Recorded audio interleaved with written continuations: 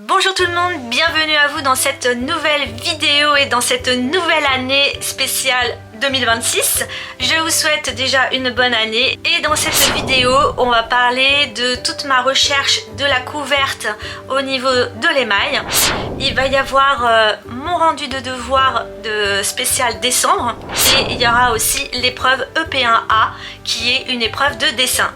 On se retrouve juste après ma nouvelle intro spéciale 2026.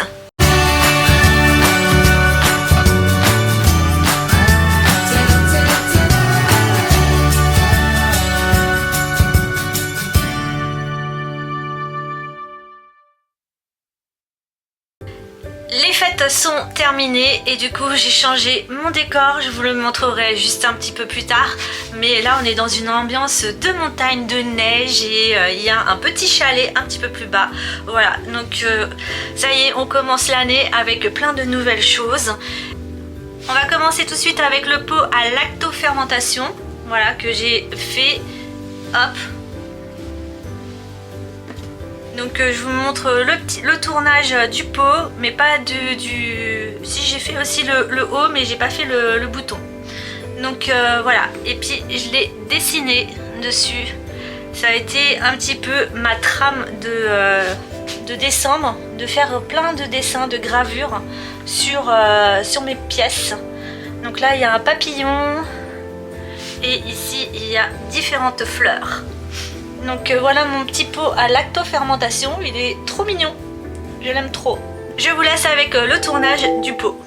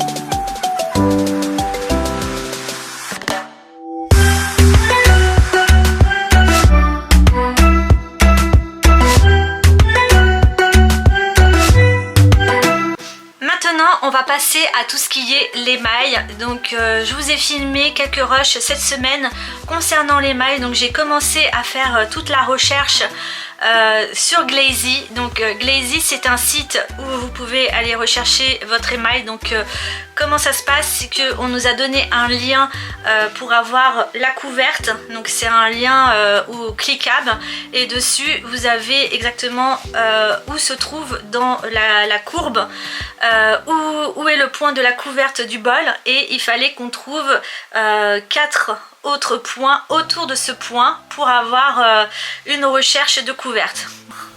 Aujourd'hui on va faire tout ce qui est l'émaillage. Donc je vous montre un petit peu mon plan de travail. Ici il y a toute ma matière première, donc c'est tout ce qui était dans des gros seaux blancs. Je les ai transvasés dans des petites caisses comme ça pour que ça soit plus simple à voyager d'un endroit à un autre. Ici, il y a mes 16 tests démo qui sont juste ici.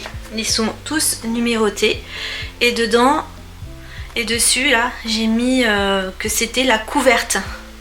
Donc là, on est un petit peu à contre-jour. Mais c'est le numéro 16 et il y a marqué que c'est la couverte.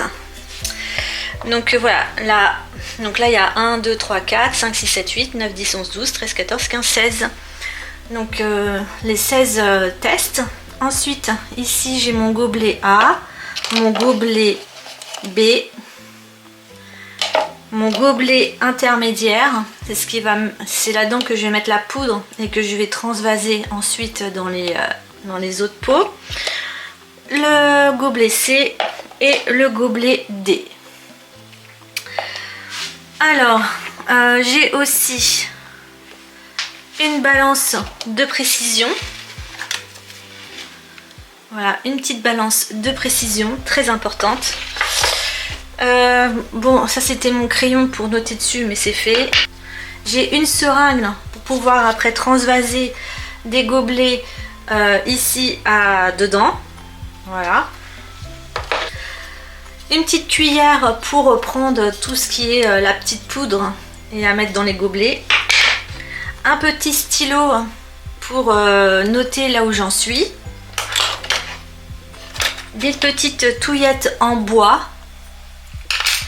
Et ici, ce sont toutes mes feuilles que j'ai préparées. Une fois que j'ai trouvé mon point A, mon point B, mon point C et mon point D. Ensuite, je suis allée sur mon calculateur qui est sur le site Le Bol.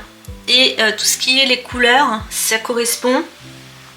Ces petites tests qui sont là, les petits carrés, ça correspond aux 16 qui sont ici, dans le même ordre. Une fois que j'ai tout rempli, mon pot A, B, C et D, avec ma seringue, je vais prélever la quantité. Donc c'est pas n'importe quelle quantité, c'est noté ici. Le pot A, je vais mettre 30. Le pot 2, je vais le mettre 20.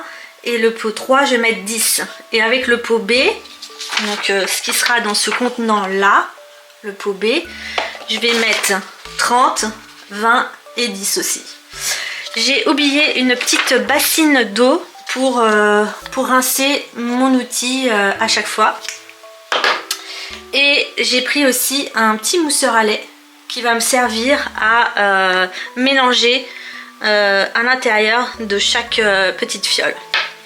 Ici, sur mon test que j'ai fait sur Glazy, donc on a exactement tout ce qu'on doit mettre pour 100 grammes.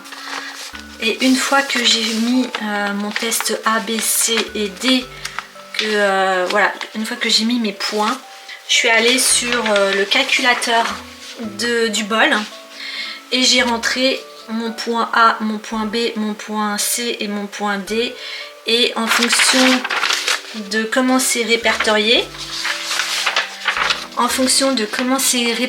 sur le bol, donc en partant d'un flacon de 30 ml, moi je suis partie sur 100 g de matière première et il faut que ça rentre dans un flacon de 30 ml.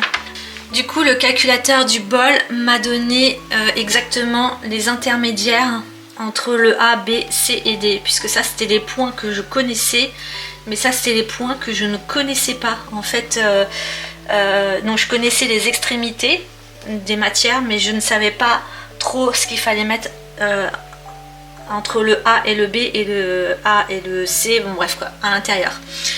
Et du coup, ça va permettre de savoir que si jamais quand je vais tremper mes tuiles, et mettons la ligne 7, donc le flacon 7, s'il ressort bien à la cuisson, et bien ici pour 100 grammes j'ai exactement le nombre de feldspath, de kaolin, de frites, de talc et du carbonate et de la silice qu'il faut que je mette pour 100 grammes, et après je peux le changer en 1 kg, etc.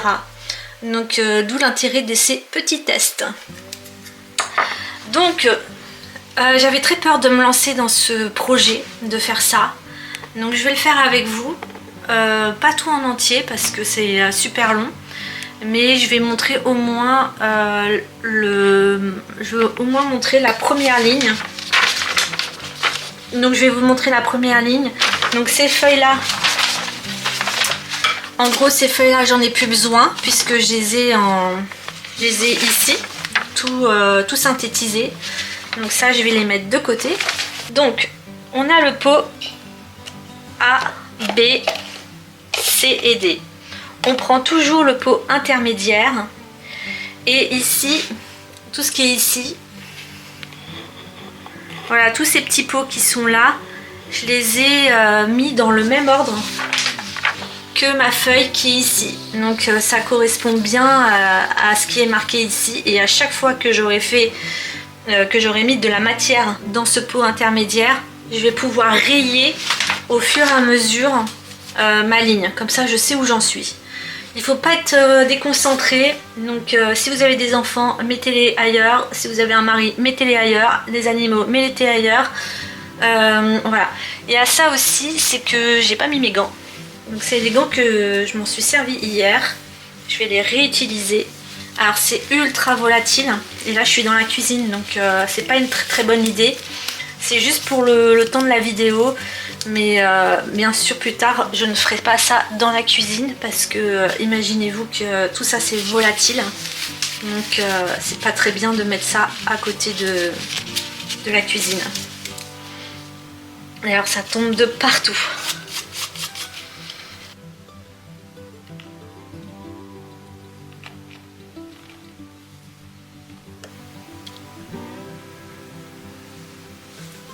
Ok.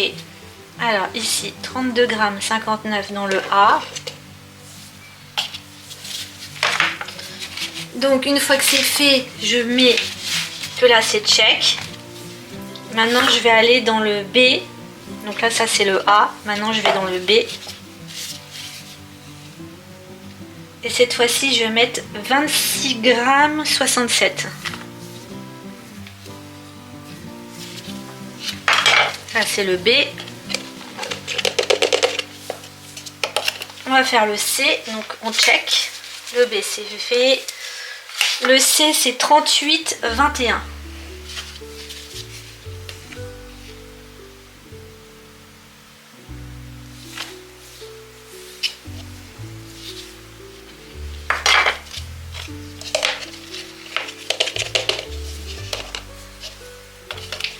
Voilà. Et le D 28, 55.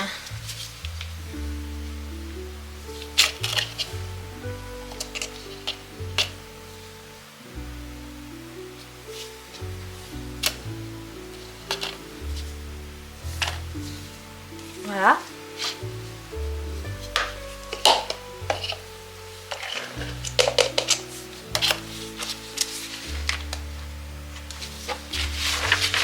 Voilà, pour la première ligne, le feldspath sodique, je l'ai fait. Du coup, on va continuer sur le kaolin, la frite, le talc, le carbonate de chaux et la silice. Donc, je vais pas tout filmer. Donc, voilà, je vous montre juste après. Donc, voilà, une fois que tout est prêt, que toutes les couches elles sont là, on va partir maintenant. Donc là, il y a 100 grammes. On va partir sur 80 grammes d'eau. Donc là, j'ai déjà 20 grammes.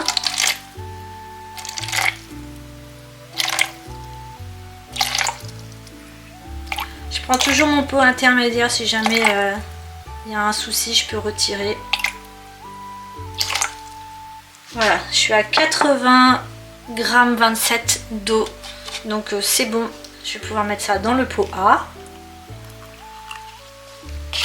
Ensuite, on fait la même chose pour tous les autres pots. Déjà, je remue avec mon petit bâtonnet en bois. Et ensuite, je finis avec ce mousseur à lait.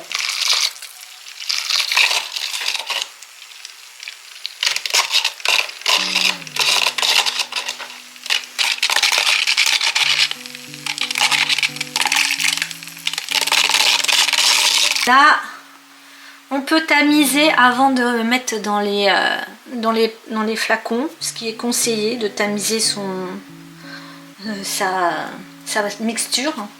Je sais pas si j'ai un tamis, je vais regarder. Voilà, nous en sommes à la dernière partie pour l'émaillage. Donc là, faut pas se tromper, encore une fois, faut vraiment rester concentré jusqu'au bout de l'expérience. Donc là, je vais mettre tous mes petits pots de test dans le bon ordre, hein. Donc tout ça, c'est bon. Hop. Voilà, l'idée c'est que le A, il va se retrouver dedans, le B ici, le C ici et le D ici. Et après, tout le reste, ça va être des mélanges entre le A, le B et le D et le C et le A. Donc tout le reste, ce sera des mélanges. Donc pour ce faire, je prends ma seringue.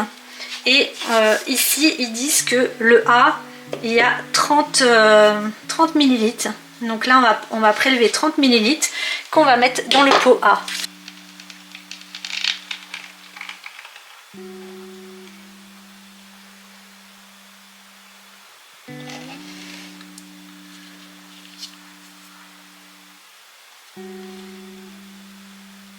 Allez, 30.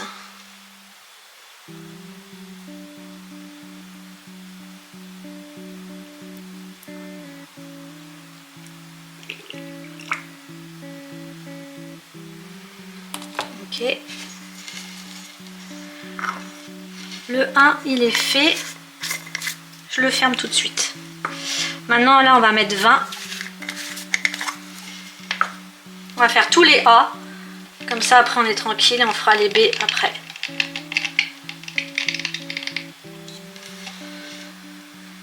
« 20 pour ici. »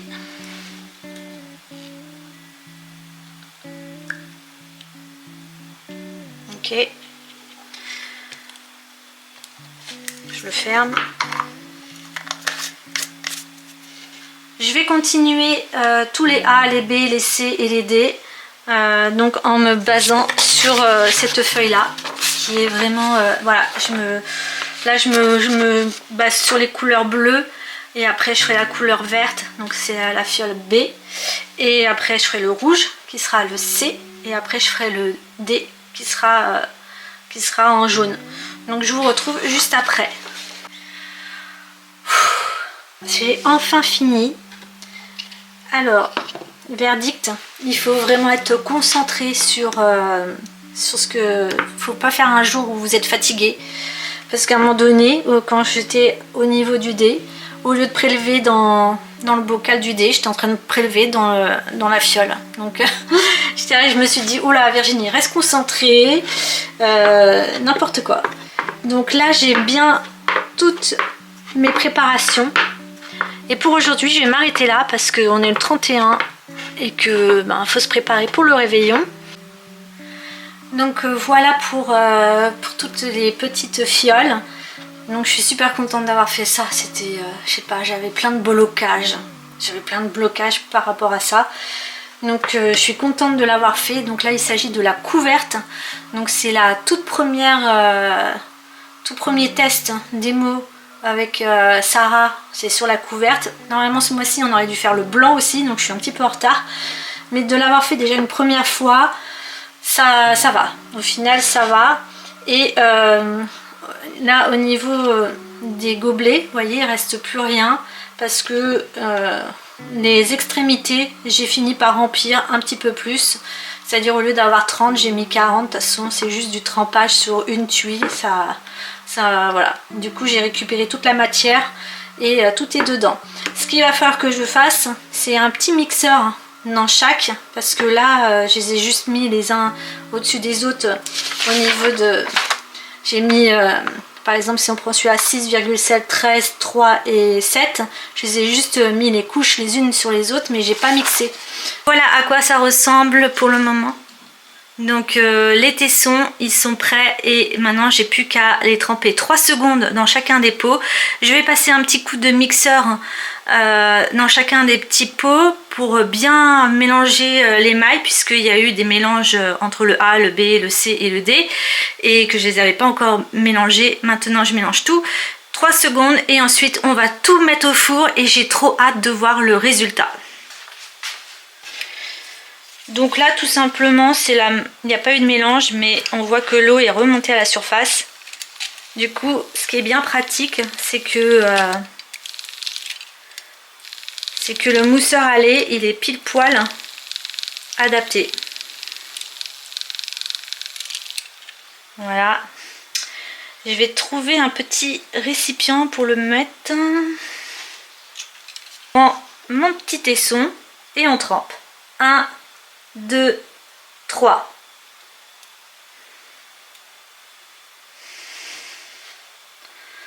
Voilà.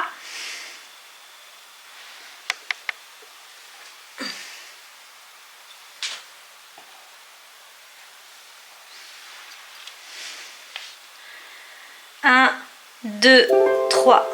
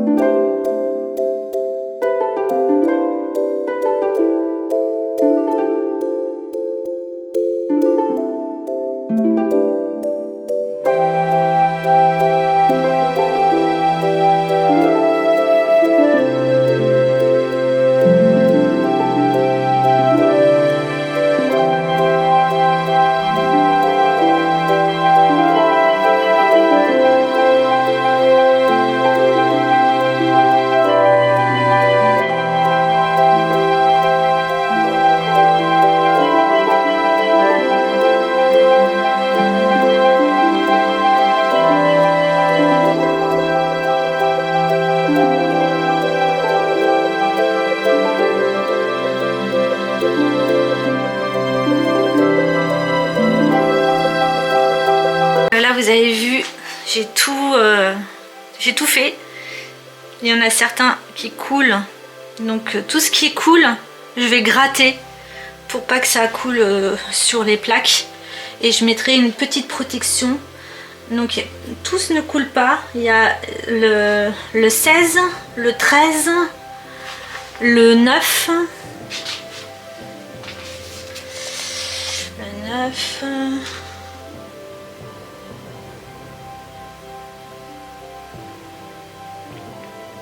voilà, le 16, le 13 et le 9 qui coulent. Je le dis en vidéo, comme ça je saurai une fois que ce sera cuit comment ça va rendre. Est-ce que ça a bien coulé aussi?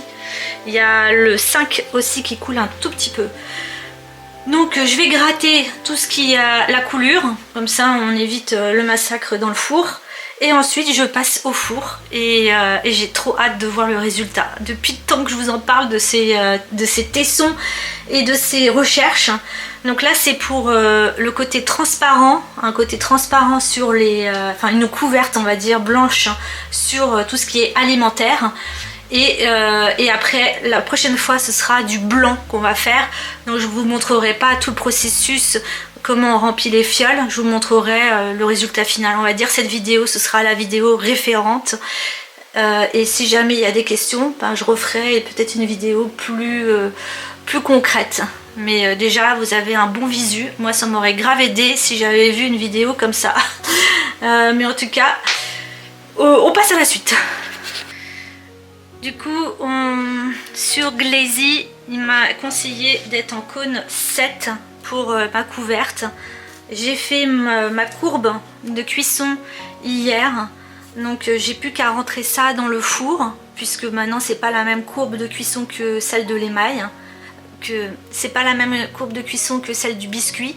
Du coup je vais tout changer ma courbe de cuisson et on va mettre tout ça et voilà, c'est parti.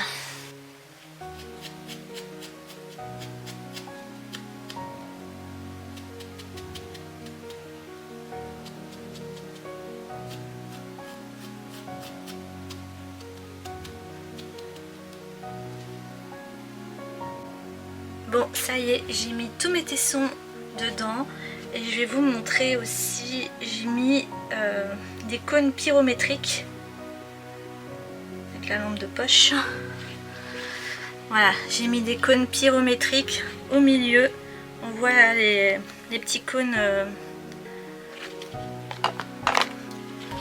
juste ici. Voilà, juste ici là. Et du coup j'ai mis 3 températures différentes. Alors j'avais pas trop le choix au niveau des températures chez le marchand. Donc j'ai mis, donc il faut toujours une température au-dessus de la cuisson. Donc là on va jusqu'à 1235 et du coup j'ai mis un 1265. Ensuite j'ai mis, j'avais pas plus proche, du coup j'ai mis un 1180 et j'ai mis un 1120. Donc il faut un faible, un moyen et un qui est au-dessus pour voir comment la cuisson, comment le four, jusqu'où il chauffe. Donc voilà, ce sont des cônes pyrométriques. Maintenant je vais faire ma courbe de cuisson, je vais fermer ça et je lance tout et on verra ça demain. On est parti, 17 degrés, et quand je sais que ça marche, c'est que la lumière qui est au plafond, elle saute un petit peu. Il y a une variation de lumière. Donc je sais que là ça marche. Et du coup je descendrai d'ici 10 minutes pour voir si tout va bien. Donc lui et lui, ils doivent se suivre au niveau de la température. Là il est à 18, lui il doit attendre lui normalement. Donc on va voir. Si c'est pas le cas, c'est que c'est mal fermé ici. Notamment là j'ai oublié de faire ça. Voilà. J'avais oublié de faire ça. Je pensais pour pousser encore un peu plus la porte. Là, si tout est fermé, tout va bien. Je vais ouvrir la fenêtre parce que là, quand même, on monte à 1200 degrés. Et il va y avoir toutes les vapeurs toxiques. Je vais ouvrir celle-là et je vais ouvrir l'autre aussi. C'est parti pour le rendu de mes devoirs du mois de décembre. Je vais reprendre exactement tout mon dossier et on va présenter comme d'habitude ici. Je vais prendre des photos avec mon portable. Je vais prendre les dimensions, les mesures pour voir si je suis au niveau des cotes. Et du coup, je vous présente tous mes devoirs du mois de décembre. L'objectif du mois, c'était de maîtriser les emboîtements, de débuter le tournage à la motte et un récap des notions théoriques. Ça, c'était nos objectifs. Il fallait qu'on regarde tout le chapitre du décor qui est donc la partie théorique et ensuite il faut trouver sa recette du blanc au niveau de l'émaillage. Ça je ne l'ai pas fait. D'ailleurs je vais le cocher. Il me reste 2 trucs que j'ai pas fait mais que je vais faire ce week-end. Et ce sera réglé, c'est un questionnaire et puis trouver son blanc, donc c'est vite fait. Donc le premier dessin qu'il fallait faire, c'est les emboîtements. Donc ici par exemple vous avez le style bouteille, voilà une bouteille et là ça s'emboîte. On peut très bien imaginer qu'il y a un joint pour sceller, ça peut être une bouteille d'huile, ce que vous voulez, bref savon et compagnie. Là c'est une petite cloche, donc un emboîtement qui est la partie noire, c'est vraiment la partie emboîtement. Là un petit ici c'est un petit côté arrondi comme ça, une boîte ronde. Donc voilà, je vous ai dessiné plein d'emboîtements différents. Nous avons parlé de tout l'intérêt de nettoyer régulièrement son atelier pour pas qu'il y ait trop de poussière, que c'est bien aussi pour les poumons parce qu'on travaille quand même avec beaucoup de matières poussiéreuses. Du coup c'est ce que j'ai fait, j'ai nettoyé tout l'atelier plusieurs fois et j'ai encore beaucoup d'encombrements, on va dire, qui n'ont rien à voir avec la poterie, que je remonte petit à petit au grenier, donc je déplace mon petit bordel ailleurs. Mais voilà, c'est pour avoir plus d'espace, plus j'aère régulièrement l'atelier. Donc voilà, un bon nettoyage au niveau de l'atelier. Ce mois-ci, l'objectif c'était le tournage à la motte pour pouvoir faire plusieurs couvercles différents, pour pouvoir faire des pièces différentes. Donc je vous ai déjà filmé dans une des semaines au mois de décembre tout ce qui concerne le tournage à la motte. Je vous remets des images en même temps que je parle. Donc voilà pour le tournage à la motte. Le premier exercice, c'était le filtre à thé. Donc je vais mettre tous les filtres à thé ici et on va les prendre en photo.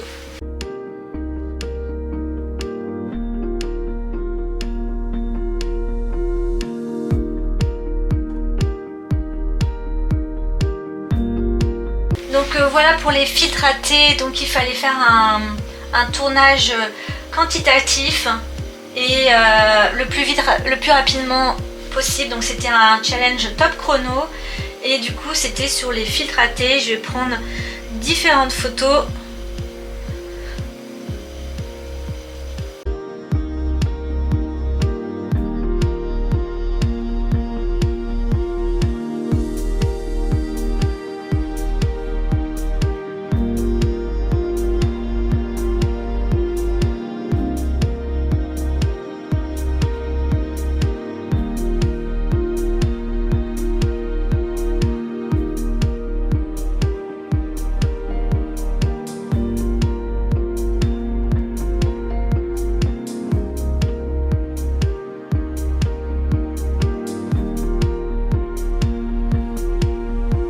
Mais bon, de toute manière, là, c'était pas encore un mois où il fallait respecter les codes à la lettre.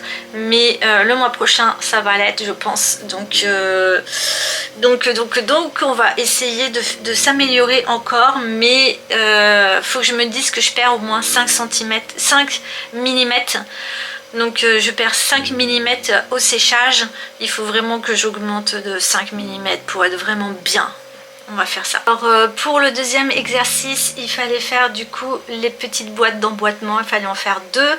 Donc la première je l'ai customisée et la deuxième je l'ai coupée en 2. Donc ici c'était la petite boîte que j'avais fait comme ça. Voilà ma petite boîte que j'ai fait comme ça avec du décor. Bon, j'avoue il y a du jeu hein. Et le dessus comme ça et l'intérieur comme ça. Voilà, donc la petite boîte. Voilà mes 2 pots à lactofermentation. Il fallait en faire un seul, tourner un pot un pot lacto. Du coup bah, j'en ai fait 2. Alors celui-ci, alors ça c'est bien parce qu'il y a vraiment la petite boule qui est ici comme sur le dessin technique. Voilà, là c'était le dessin technique et ici il y a la petite boule qui est là et du coup je l'ai bien réalisé. Et par contre ici il n'y a pas la petite boule, donc là c'est moins bien. Voilà, celle-ci tout va bien. L'intérieur, le couvercle il est comme ça, au dessus c'est comme ça. Les petites anses, je pense qu'il faut que je retravaille au niveau des anses. Il faut que je retravaille au niveau d'ici parce que en vrai là le couvercle il était presque sec et du coup j'ai mis du mouillé par dessus et résultat ça a craqué. Ça a craqué juste ici. Là ça a craqué, voilà, sur ce couvercle là. Donc ici j'ai mis un petit papillon et j'ai mis 3 petites fleurs. Voilà, 3 petites fleurs ici. Ici on est sur différents pots avec des couvercles différents. Il y en a des comme ça, il y en a des comme ça, il y en a des comme ça. Voilà, différents pots, différents couvercles. Tac.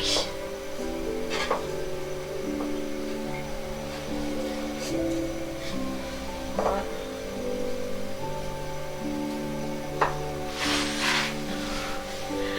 Pas facile comme exercice aussi. Il y a encore du boulot. Hein. Il y a encore du boulot. Faut que je m'améliore sur les couvercles aussi. Ça c'était un petit plus, c'est le challenge du mois. Enfin un challenge qui a été lancé par notre prof de faire le plus haut possible avec 100 g de terre. Et je suis arrivée à 9 cm. Maintenant, on passe à l'épreuve EP1A qui est une épreuve de dessin et ce mois-ci c'était un joaillier qui voulait... Donc c'est une grande marque de bijoux qui fait appel à nous pour nous demander une conception d'un coffret à bijoux pour ses clients les plus fortunés. Donc c'est un coffret qui doit être un petit peu joli, un petit peu... pour les riches quoi. Et donc on avait des contraintes esthétiques, des contraintes techniques et par exemple Donc il faut qu'il y ait par exemple soit un tiroir, soit des séparations dedans dans les tiroirs pour pouvoir mettre les bagues, les chaînes, etc. Et voilà, je vais vous montrer ce que j'ai fait. Comme à chaque fois dans les EP1A, il faut faire des croquis tout simples de différentes boîtes à bijoux. Donc là j'ai fait une séparation, là c'est en étage, là pareil c'est en étage, là c'est en forme de cloche, là c'est pareil, il y a un petit bouton et une petite boîte toute simple. Ici c'est avec le couvercle, et ici pareil, voilà, c'est en étage et pareil en étage. Donc voilà, j'ai fait plusieurs boîtes, il en fallait entre 4 à 8 croquis, j'en ai fait 8, à chaque fois je fais le max. Donc pour le moment je m'inspire beaucoup d'internet, mais le jour de l'examen je sais pas comment je vais faire. Ensuite, une fois que vous avez vos boîtes, il faut prendre l'équivalent de 2 ou 3 boîtes et vous les assemblez. Enfin, vous prenez ces 2-3 croquis qui sont là et vous en faites une version finale avec 4 recherches, avec de l'habillage. Voilà, il faut des recherches d'habillage sur vos boîtes. Du coup j'ai repris celle-ci qui est une petite boîte ronde avec un petit décor. Ici il y a un tiroir et là il y a un chapeau, donc où vous retirez, et il y a un compartiment en dessous mais on le voit pas. Ici c'est pareil, une boîte à différents étages avec ce bouton qui est intégré. Donc là ici ça ferait un petit ovale comme ça. Voilà, bon, celle-ci elle était jolie aussi. Ici c'était version un peu fleurie et plutôt une boîte avec des tiroirs. Et ici au-dessus il y a le côté compartiment, ça c'est ce qui a été demandé un petit peu. Et là tout simplement comme une bonbonnière mais en version boîte à bijoux. Donc au-dessus il y aura, bon là il y a un tiroir et là vous ouvrez et vous déposez vos colliers, etc. Donc voilà mes 4 propositions. Du coup il fallait en choisir une sur les 4. J'ai choisi la petite boîte à bijoux comme ça, donc qui est un petit peu ronde ici. Il y a un tiroir et quand vous ouvrez il y a un compartiment. Il y a des compartiments à l'intérieur pour pouvoir où il y a des séparations. Voilà, donc on enlève le chapeau et du coup il y a des séparations, un petit tiroir pour mettre les colliers, voilà, et en dessous les bagues, enfin je sais pas. Bon voilà. Voilà ma boîte à bijoux. Et du coup au final on finit avec la partie du dessin technique à l'échelle 1/1. Donc il faut toujours que cette partie là on voit ce qui a été rajouté au niveau par exemple si vous avez fait des décors à la plaque ou du modelage.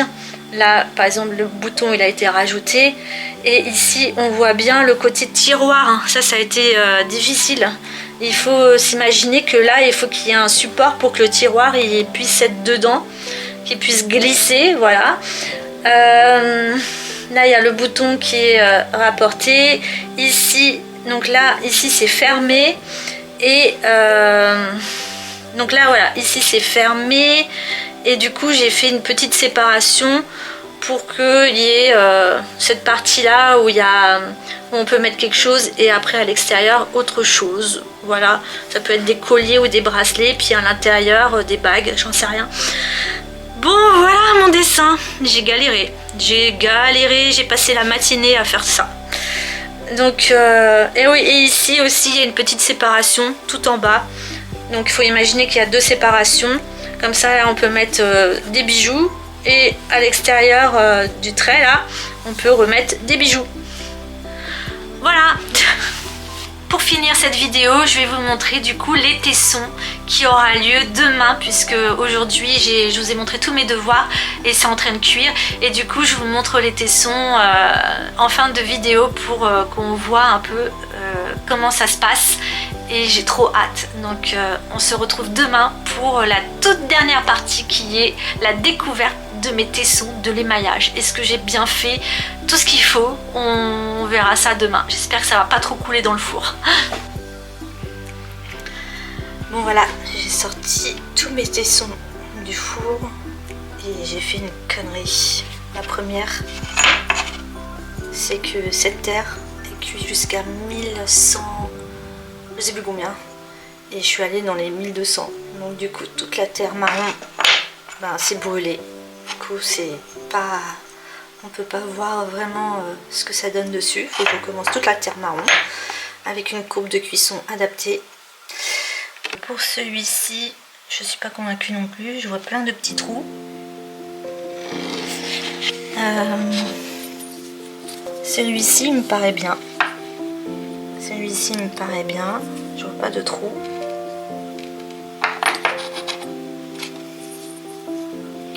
Là, je vois des trous. Celui-ci me paraît bien aussi.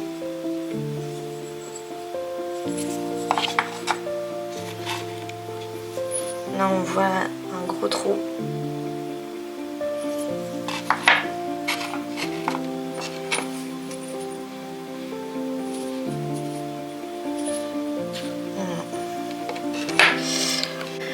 Alors, conclusion par rapport à ma recherche, j'ai regardé un peu plus près. Tout ce qui est A, j'élimine. Le A, il m'a donné plein de trous. Le B, il m'a donné plein de trous aussi. Le C est vraiment stable. Et le D, il m'a l'air pas mal aussi, même si là il y a aussi des trous. Donc en vrai, la seule qui marche bien, c'est le C. Du coup je vais rester sur ma couverte, elle va aller dans le point plutôt C. Voilà, donc je vais regarder avec la feuille où se trouve exactement le C et je vais analyser ça. Mais du coup dans ma recherche de couverte, on va aller plutôt sur le côté C. Celui-ci il est vraiment propre. Là, il est vraiment propre celui-ci. Merci de m'avoir suivi encore dans cette vidéo spéciale CAP céramique. J'espère que ça vous aura plu. Merci vous êtes à peu près une centaine de personnes à chaque fois à venir jeter un petit coup d'œil dans mes vidéos. Ça me fait super plaisir. Sans doute que vous êtes aussi dans le passage du CAP pour cette année, ou vous l'avez déjà fait, ou vous voulez vous intéresser au CAP. En tout cas, j'essaie de commenter un maximum à chaque fois mes semaines pour que vous puissiez vous rendre compte de tout ce qu'on a à faire et que ça donne envie peut-être à d'autres personnes de passer son CAP et d'avoir des idées un peu plus claires de ce qui se passe au CAP. Donc merci et on se dit à la semaine prochaine pour découvrir les nouveaux devoirs du mois de janvier. Je vous embrasse bien fort, prenez soin de vous, bisous, bye bye.